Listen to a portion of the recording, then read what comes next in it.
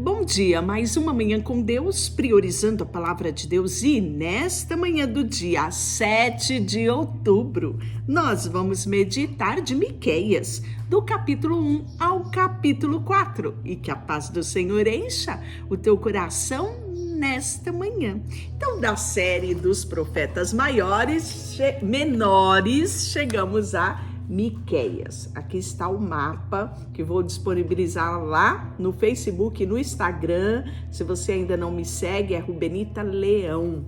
Isso mesmo. E o próprio nome desse homem, Miqueias, é uma adoração ao Senhor. Sabe por quê? Porque o nome dele significa quem é como nosso Deus. Que coisa mais linda, não é? Pois é, o objetivo do livro de Miqueias, da profecia trazida por esse profeta, é levar Judá ao arrependimento, né, durante a crise da Assíria. Então, nós vamos ver que ele vai preparar, na verdade, o povo para o exílio, como todos os outros, né? Quem escreveu foi o próprio Miqueias, né? E ele tem 7 capítulos, então nós vamos meditar hoje nos 4 primeiros e amanhã nós finalizamos o livro de Miqueias. E nós podemos ver que esse contexto aqui do livro de Miqueias, eu sempre trago esse panorama histórico para que você se localize, são os acontecimentos de 2 Reis, capítulo 15, 2 Crônicas, capítulo 27, 2 Reis 16, 18, 2 Crônicas 29. Por quê? Isso vai acontecer no reinado de Jotão, no reinado de Acás e de Ezequias. São nesses reinados que se levanta o profeta Miqueias. Então, sem maiores delongas, vamos para o texto bíblico. A palavra do Senhor que veio em visão, veio a Miqueias, morastita, nos dias de Jotão, Acás e Ezequias, rei de Judá, sobre Samaria e Jerusalém. Interessante que ele trata aqui também de Samaria. Samaria nós sabemos que é a capital do Reino Norte, né? Reino Sul, que é os reis de Judá, a capital é Jerusalém, que então nós podemos ver que o que Miqueias veio trazer uma palavra profética sobre o reino Judá, mas vai também citar Samaria, que é do reino norte. Ouvi todos os povos e prestai atenção à terra, tudo que ela contém, e seja o Senhor Deus testemunha contra vós outros, o Senhor desde o seu santo templo. Porque eis que o Senhor sai do seu lugar e desce e anda sobre os altos da terra, os montes debaixo dele se derrete, os vales se fendem, são como a cera diante do fogo e como as águas que precipitam num abismo. Tudo isso por causa da transgressão de Jacó e dos pecados da casa de Israel. Qual é a transgressão de Jacó? Não é Samaria? E quais os altos de Judá? Não é Jerusalém? Então, ele enfoca aqui as duas capitais, tanto do Reino Norte quanto do Reino Sul. Por isso, farei de Samaria, capital do Reino Norte, um montão de pedras do campo, uma terra de plantar vinhas, farei rebolar as suas pedras para o vale e descobrirei os seus fundamentos, né? Então aqui ele está falando para Israel, Reino Norte, capital Samaria. Todas as suas imagens de escultura serão despedaçadas, todos os salários das impurezas serão queimados, e todos os seus ídolos eu farei ruína, porque o preço da prostituição os ajuntou, e este preço voltarão. Por isso, lamento e uivo, ando despojado e nu, faço lamentação como chacais e pranto como de avestruz, porque as suas feridas são incuráveis. O mal chegou até Judá. Então agora ele já vai fazer menção do reino sul, né? Que a capital aqui é Jerusalém. E ele diz: estendeu-se até a porta do meu povo, até Jerusalém.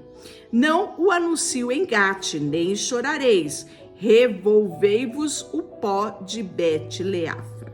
Passa, ó moradora de Safir, em vergonhosa nudez, e moradora de Zaanã não pode sair. O pranto de Bet-Ezel tira de vós o vosso refúgio, pois a moradora de Marote suspira pelo bem, porque desceu do Senhor o mal até a porta de Jerusalém.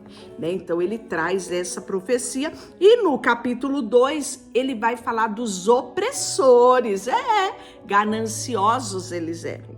Ai daqueles que no seu leito imagina a iniquidade e maquinam o mal. Lembrando que ele está falando aqui, né, principalmente em relação à Assíria, que era o grande aqui opressor, né?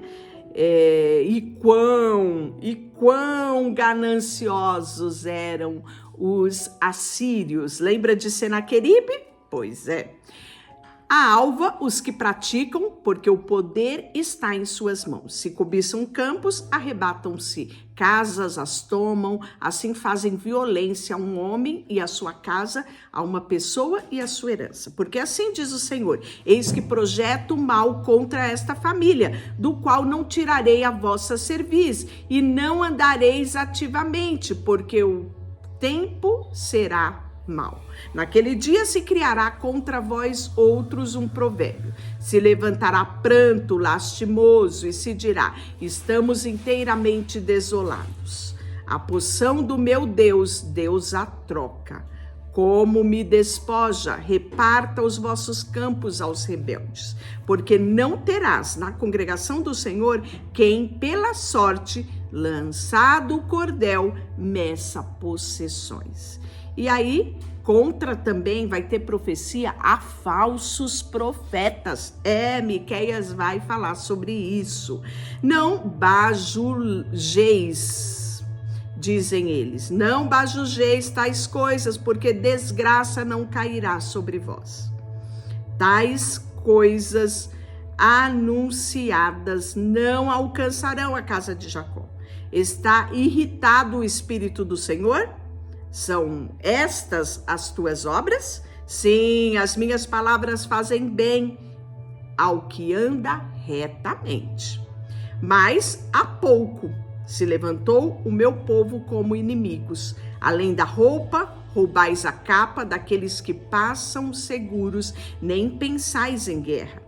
Lançais fora as mulheres do meu povo, do seu lar querido, dos filhinhos dela. Tirais a minha glória para sempre. Levantai-vos, ide-vos embora, porque não é lugar aqui de descanso.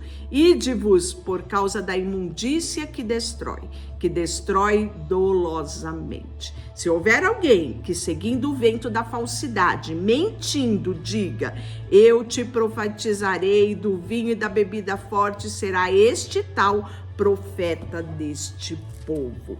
E aí o Senhor vai congregar o restante de Israel. Certamente te ajuntarei todo, ó Jacó, certamente congregarei o restante de Israel. Pô-lo-eis junto, como ovelha no aprisco, como rebanho no meio do pasto, farão grandes ruídos por causa da multidão de homens. Subirá diante deles o que abre o caminho, e eles romperão, entrarão pela porta e sairão por ela. O seu reino irá diante deles, sim, o Senhor à frente deles. E aí o capítulo 3 é ameaça contra chefes, sacerdotes e falsos profetas. Disse eu: ouvi agora a voz, cabeça de Jacó, chefes da casa de Israel, não é vós outros que pertence saber o juízo? O que aborreceis bem e amais o mal, e deles arrancai a pele e a carne de cima dos seus ossos. Aquele que comei a carne do meu povo, lhe arrancarei a pele, lhe esmiuçais os ossos e repartis como para a panela e como carne para o meio do caldeirão. Então chamarão o Senhor, mas não os ouvirão.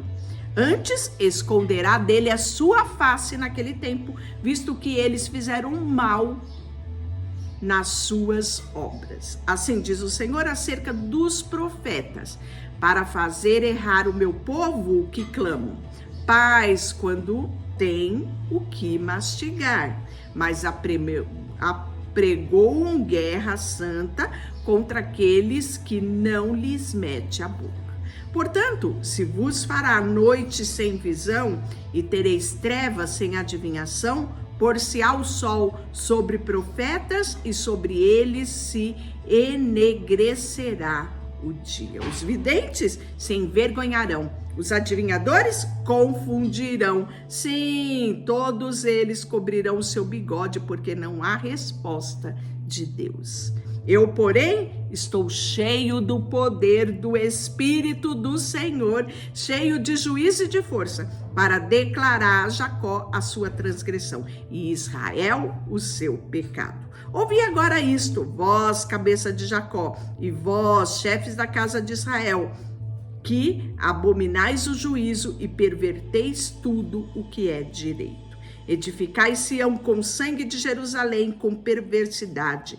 Os seus cabeças dão as sentenças por suborno, e os sacerdotes ensinam por interesse. Os profetas adivinham por dinheiro, e ainda se encostam ao Senhor, dizendo: não está o Senhor no meio de nós? Nenhum mal nos sobreviverá. Portanto, por causa de vós, Sião será lavrada como um campo, e Jerusalém se tornará em montão de ruína, e o monte do templo numa colina coberta de mato.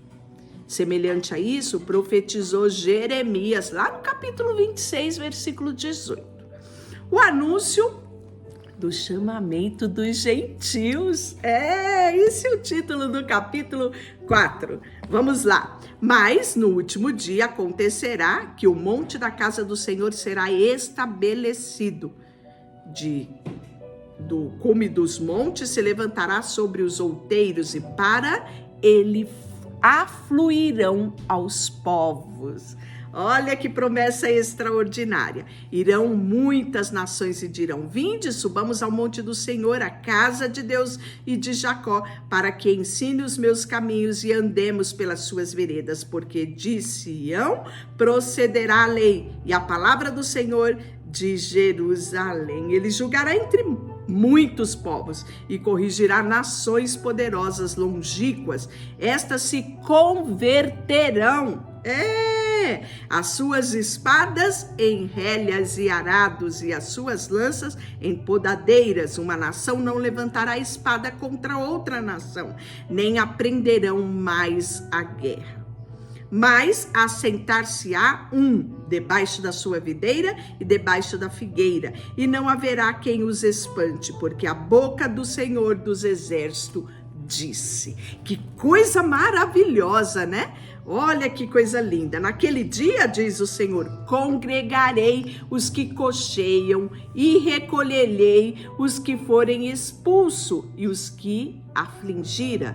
Dos que cocheiam farei parte restante, dos que foram arrojados para fora, uma poderosa nação, e o Senhor reinará sobre elas, no monte de Sião, desde agora e para sempre. Acham-se agora congregado muitas nações contra ti, dizem: seja profanada, vejam os nossos olhos o seu desejo sobre Sião, mas não sabe os pensamentos do Senhor, nem lhe entende o plano que o ajuntou como feixe na eira. Levanta-te, debrulha, ó filha de Sião, porque farei de ferro teu chifre de bronze, e as tuas unhas esmoecerá muitos povos. O seu ganho será dedicado ao Senhor, e os seus bens ao Senhor de toda a terra. Deixa eu orar por você, Senhor, nesta manhã. Colocamos diante de ti o nosso coração, a nossa vida. Queremos dedicar o nosso coração com interesse ao Senhor, pedindo que o Senhor sempre nos dirija os passos. Em nome de Jesus, amém. Deus te abençoe.